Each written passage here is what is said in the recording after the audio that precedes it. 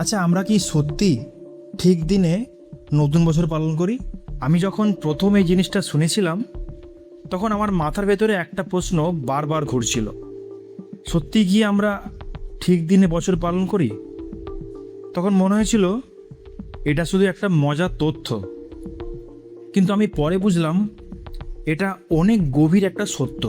চলুন তাহলে জেনে আসি। একটা কথা জানেন, আকাশে চাঁদ কখনো থামে না, সে নিজের নিয়মে ঘুরে।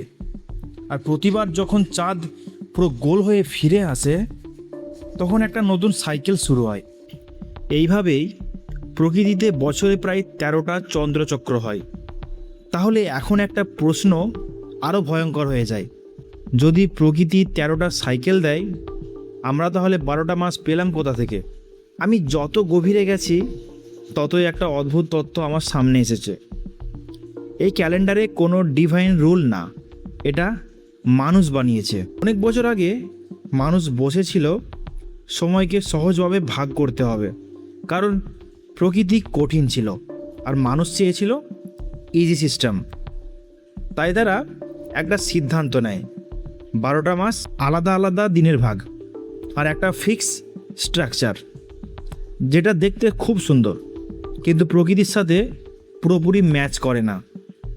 এখন একটু কল্পনা করুন তো, যদি আমরা সেই সময় এই সহজ সিস্টেমটা না বেছে নিতাম, বরং প্রকৃতির আসল নিয়মে ফলো করতাম, তাহলে বছরে থাকতো ১৩টা মাস, প্রতিটা মাস হতো ২৮ দিনের, প্রতিটা সপ্তাহ পারফেক্টলি লুপ করতো, কোনো কনফিউশন থাকতো না, কোনো ক্যালেন্ডার ঘুরে যেত না।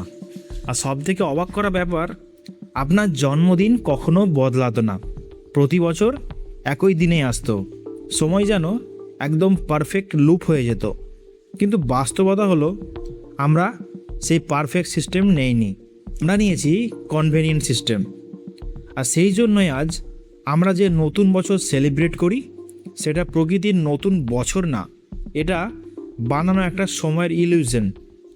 শেষে আপনাকে একটা প্রশ্ন করে যাই, আমরা কি সময়কে ফলো করছি, নাকি একটা বানানো ভার্সন দিয়ে ভেতরে আটকে আছি? কমেন্টে আপনার উত্তর জানাতে পারেন। আর যদি এরকম ভিডিও আরও দেখতে চান, তাহলে আমার চ্যানেলটি সাবস্ক্রাইব করে ভিডিওটি শেয়ার করতে পারেন।